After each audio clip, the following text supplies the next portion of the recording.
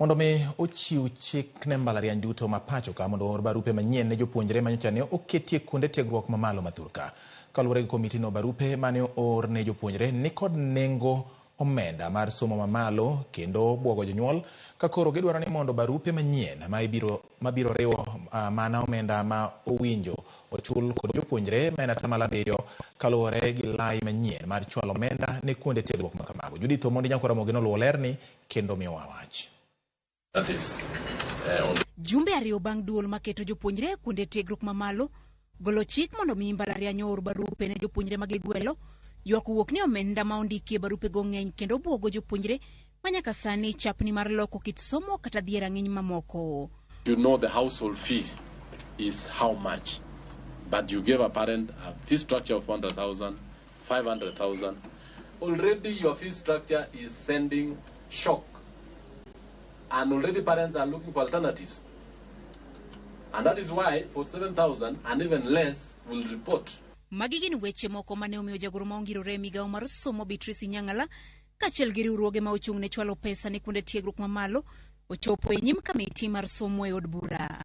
Bang' twak kuom kinde malach, winjruok obedo ni Nyang'ala dhi timo andika ne mbalariany mag piny owacho moko barupe manyicha gi sero ne jopuonjre kendo ndik mana riwo omenda mar somo ma owinjo chul kod japuonjre en 7% kaluwore gi lai manyien mar siro jopuonjre, the new funding model. I will direct universities to withdraw the letters. Work with the universities to send a letter that encourages the students to prepare for admission, because the government will provide support and we shall communicate what the household will be expected to contribute. Kata kamano, lai ma ichwalo go omenda ni bende jod bura koni poko yangore ni okonyo jopuonjre kaka owinjore.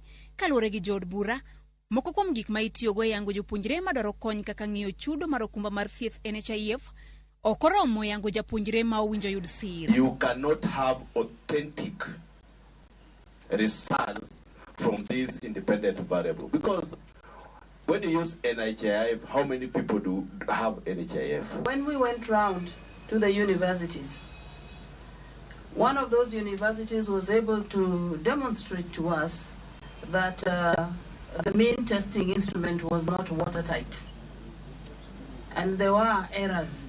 Jatatije mar dul machiwo hola Charles Ringera kata kamano koni gichiwo ga thuolo mar ariyo ne jopuonjre maparo ni oko timnegi yiero kaka owinjore. Gino apod ne oko ywayo chuny jod bura. And that is why we have the appeal mechanism. Once they see the results, then they will be able to do the appeal mechanism. But let me address myself about the point that we said we are validating with. Those validations that are there are proxy points. If we miss you in KRA, if we miss you in NHF, I will be able to find you in a primary school because we have data.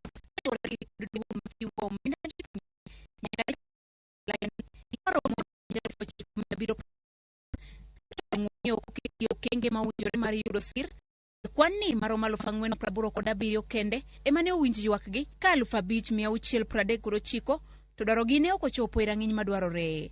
Juma manyien owinjo gidogi e nyim komiti ni ripot mabiro lero kaka laini tiyo ka kiny tarik 5 to giyawo mbui ne jopuonjre mondo mi olok kuonde tiegruok magidwaro. Judith Omondi, Ramogi.